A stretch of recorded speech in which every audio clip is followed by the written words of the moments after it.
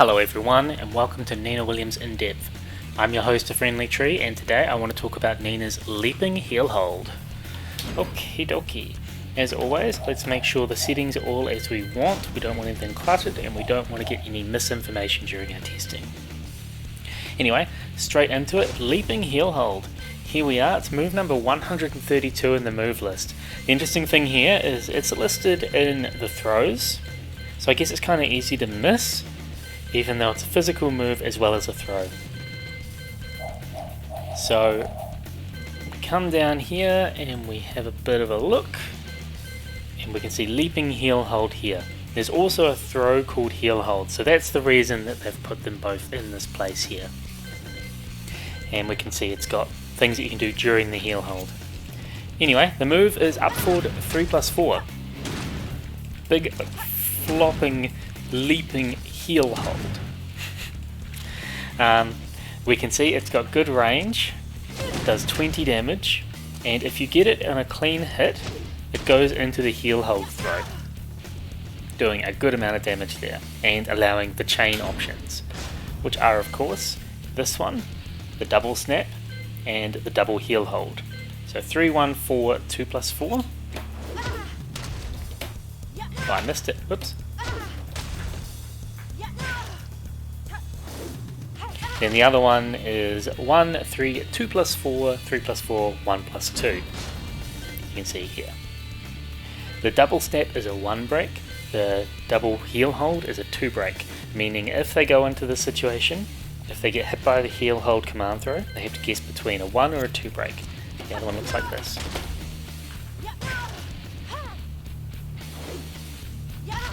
So that's a good chunk of damage, isn't it? The thing about the leaping heel hold itself though is the leaping heel hold, if it goes into a throw, is a 2 break. So if I go opponent throw escapes, they can throw Nina down, and if we look at here, it does 8 damage to Nina. So not the best situation, and that's if it connects, it does that. So best case scenario, it's not a clean hit and it knocks them back. So yeah, like I said, 20 damage on a clean hit, it goes into that command throw, the heel hold, giving you a 1 or 2 break option afterwards, but they can always break it with 2 there. Range wise, it has really good range, so you're looking about 2.9, roughly. Roughly 2.9 range is where I'd say. You see that's hitting on the last active frame. And with the active frames, you can see it's a lot of advantage, but it's a knockdown on hit anyway. The other the most important property about this move, in my opinion, is the fact that it is in a jump state from frame 3. So, for example, if we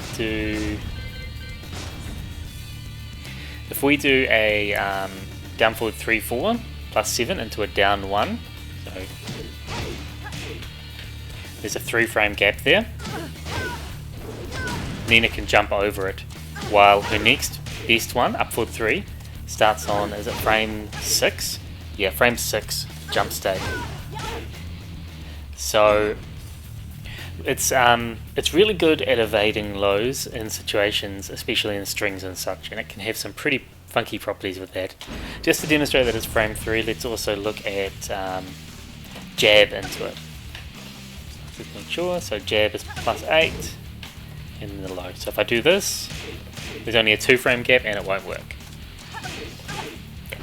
So there are lots of funky little situations where you can jump over, kind of option select some scenarios, but it's not a true option select, I guess. Depending on the situation, there are a few option selects with it. Anyway, so those properties are very good. Then we go into the tracking, and now you're going to see it tracks a little bit to the left.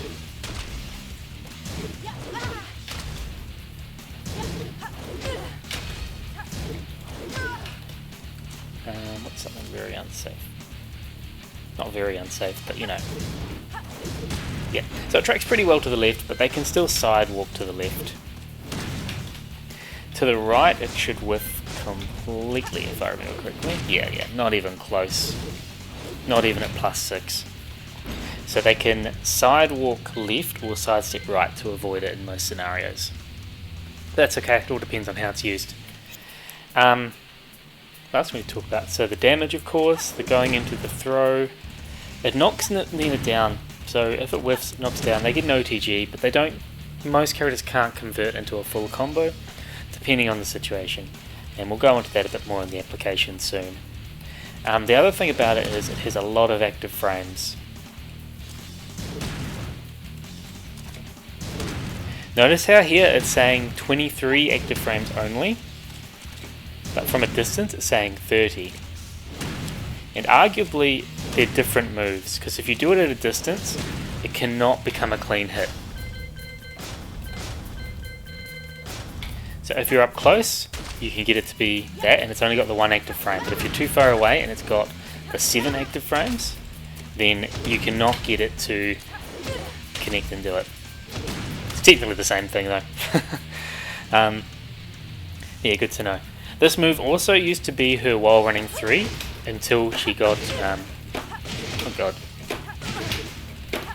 Whoa! That. And videos. That. Oh my god. Yeah. This is fun when I do my recordings, because you guys all catch me at my off time when I haven't been practicing my inputs. So I'm more rusty. Anyway, it used to be her while running 3, but now she's got a new one, and she can still do it as up for 3+4, so you can still do it from running. So it's just that she doesn't have 2 inputs for the move anymore, so that's definitely an improvement. Yeah. The other thing with the active frames is that it can catch people with some cross-ups, and we'll go into that very soon. But the main properties, so up to 7 active frames, the normal hit can go into the command throw, but it can be broken with a 2, dealing 8 damage regardless. But otherwise, come on.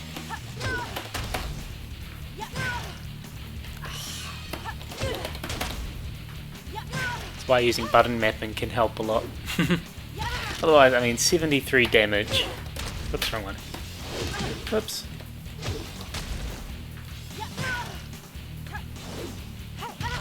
Or 68 damage.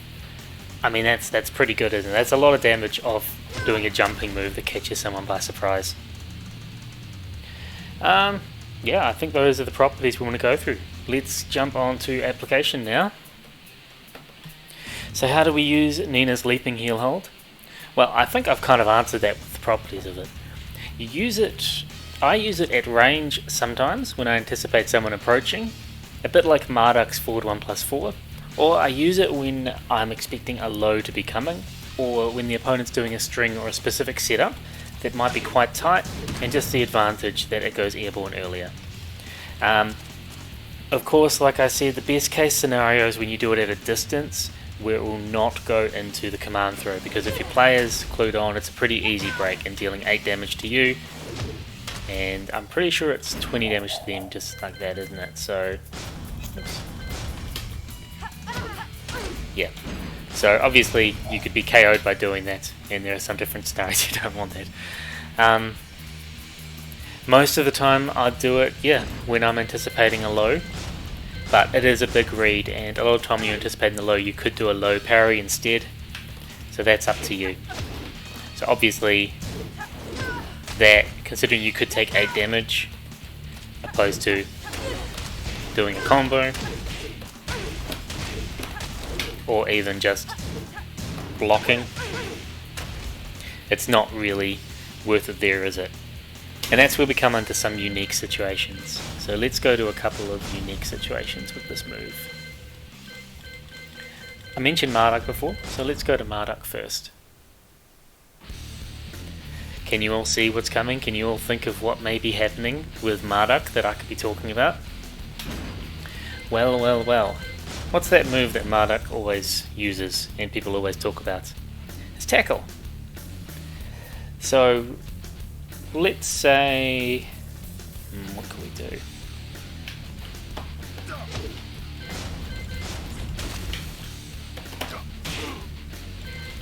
If we do this, it's kind of tough to react, isn't it? But opposed to doing something like up forward 3, you've got 3 extra frames to do this, because the second, I'm just pressing it now, I don't know why I did 2. The second that you do it, well, the second that you see him tackling, you can do that, and it's not going to be a clean hit. Oops, it's not going to be a clean hit. Why am I doing that? Why am I even showing it?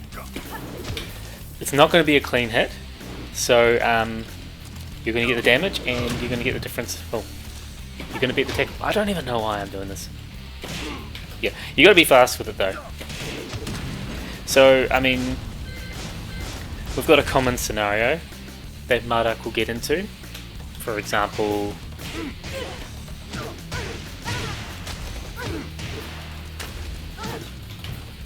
if you hold up back here, if you hold back to get up, you get tackled.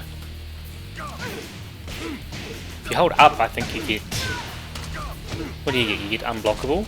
No, you just get stomped on. So if you hold back, you get tackled. But Nina, of course,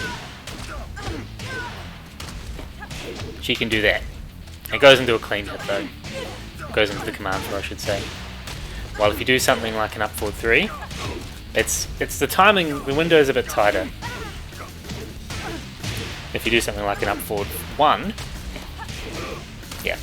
So you have more time to react when you do this.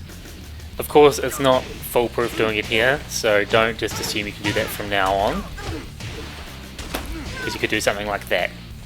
And let's say I'm just guessing he's going to do the tackle and throwing it out. Oh, that worked. If you get the timing right, you'd go airborne, and the down back 2 would hit you and float you because you're not active yet, because it takes 23 frames to get active. So yeah, I think it's a pretty effective move to use against Murdoch's tackle, and it's easier because you've got those 3 frames more. You know, you can be 3 frames slower opposed to using her up forward 3 or something else. It's very good for these airborne properties because you can do things with it. You can get out of situations that other characters can't. Another one of the more famous situations is Eliza's forward 4-2. So if you do this on block, I mean you can power crush through all the options, but you could just block. But you can also go over all of them. And the best part of this is you can actually look. So this is a hit confirm. You can OS by confirming. Let's do a few, sorry.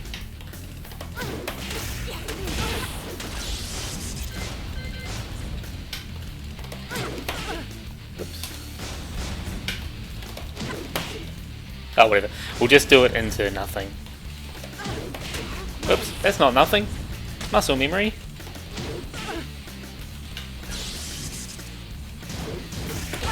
Oh, that's the hardest one.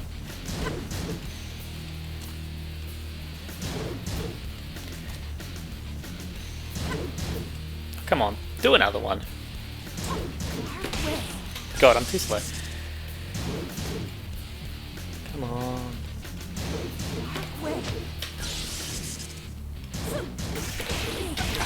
You can do that, I swear. You just have to be fast enough. Yeah. So you can see it.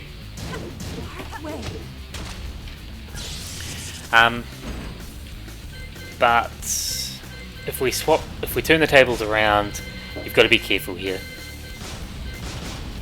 I'm just pointing this out because we do have a local Eliza player that is familiar with this, and so he can be ready with this. So that's why I've talked about the confirming, because Eliza, if she blocks it, she can punish it with a combo. Yeah, more, you know, much more than that, much more potential than that. But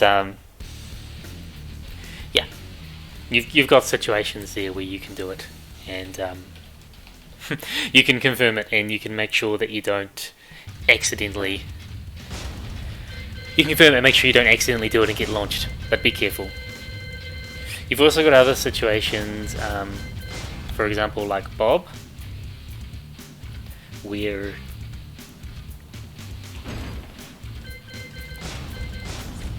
Bob might do something like he's got either 1-4 or 1 down 4. You can duck to block both. You get a -12, well, get the 12 frame punish, or you can low parry once again. You can't up forward 3. You can up forward 3+4. So there are lots of little strings like that. A lot of those, like the jab into lows, that Nina can go over that many other characters can't.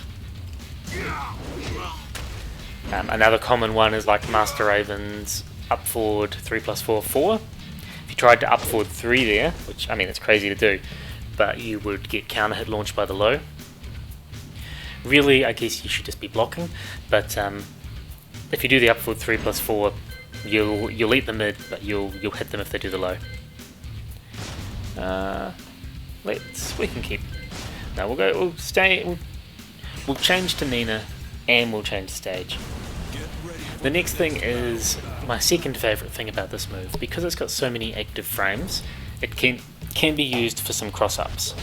Now when I'm talking about cross-ups, I'm talking about Tekken cross-ups, which means most of the time it can be beaten with a neutral guard. However, not all the time. Let's change our costume back.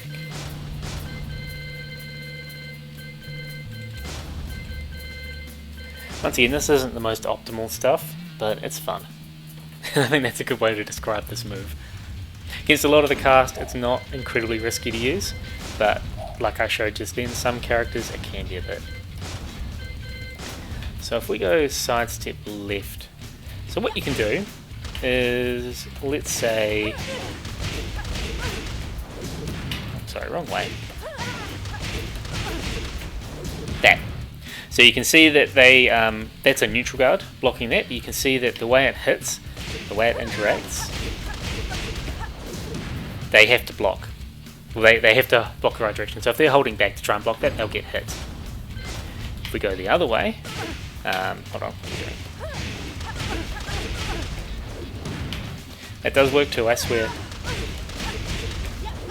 Yeah, there we go. So that one, you notice they didn't block, even though the AI is set to block it. And that's because the timing of it is, it's crossing them up as they get up even.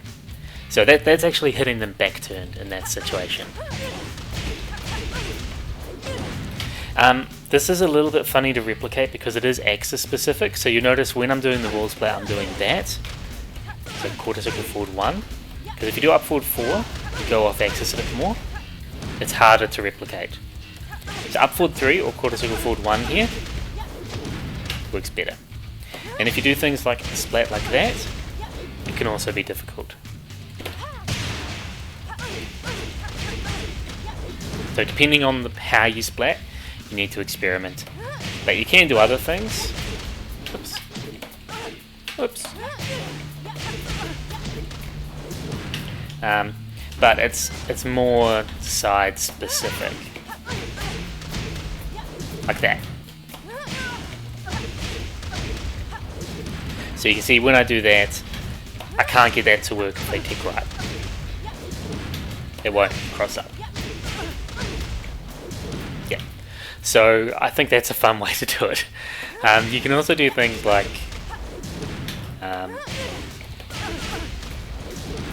yeah, it's hard to replicate, sorry. That. There we go. Yeah. So you can cross up a lot with this move just because of the active frames it has, and it makes for a lot of fun scenarios where the opponent does really have to guess. They do nothing. So let's go. Boom, boom, boom. You don't hit them though. But once again, you're not going to get punished too severely. Like you'll be at a disadvantage. You might be hit by like a get up low, and that's about it. You can also technically use this in situations like this, because what happens is if you dash over them, the character doesn't know how to attack and they cannot do spring attacks. So this is more about the while standing 4. Oh, they can use spring attacks. Either way, it will win. Yeah. See, if I did it right then, you can see that was them trying to spring attack, but they don't know what side they're on. So you can do some fun things with this dash up, and you can use yeah, there's no practical application with the up forward 3+4 there. It's more for the cross ups that you do if they're tech rolling. And that's how you use this move in that situation. Yeah, so application wise, the main reasons I would use it would be, a surprise long range move, kind of like Marduk's forward 1+4. Or I would use it when I anticipate a low coming, such as during a string, where you cannot do an up forward 3 or an up forward 1 or an up back 4, because up forward 3+4 is the one that goes into the jumping state the fastest of all of Nina's moves. And I'd also use it for cross ups, flashy cross ups when I know which direction the opponent is going to tech or what they're going to do. So that's my main application for this move. Nina's leaping heel hold, or up forward 3+4, previously also while running 3, is a 23 frame jumping mid that can have 7 active frames. If it's a clean hit, if it hits from the front, it can connect and go into a heel hold throw, which can be broken with 2, but if they don't break it with 2, which does 8 damage to Nina, then they are stuck in a 50-50 between a 1 break and a 2 break throw. So it can be the beginning of a multi-throw. It puts her into a jumping state in 3 frames, and that's the fastest that Nina has going into a jumping state in this game. So that means that it can go over a lot of moves that she could otherwise not go over. She could of course just block or low parry those moves depending on what they are, but it can be an application that you can use it. It also has long range, allowing you to use it as a bit of a surprise move at a distance. There are a lot of situations, there are a few situations in the game that you can use this move effectively to option select, such as with Eliza's forward 4-2, or if you see Marduk's tackle coming, it's often the best option that Nina can do, as an up forward 3 or an up forward 1 may not get her into a jumping state fast enough. I also, because of the active frames, I love using this move for cross ups. They are much easier to set up at the wall, but it is actually possible mid-screen too. I'm not going to bother showing those at the moment because they do get a bit tricky, timing specific, and they're not overly practical, nor is the reward great. But you can use it quite easily for cross ups at the wall, so that's pretty fun. What do you guys think of Nina's leaping heel hold? I think it's a cool move.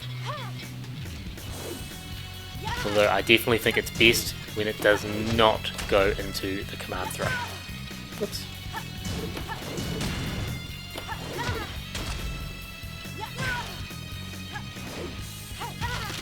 Anyway, let me know what you think below. Please like and subscribe, and I'll catch you all next time. You win. What's done is done.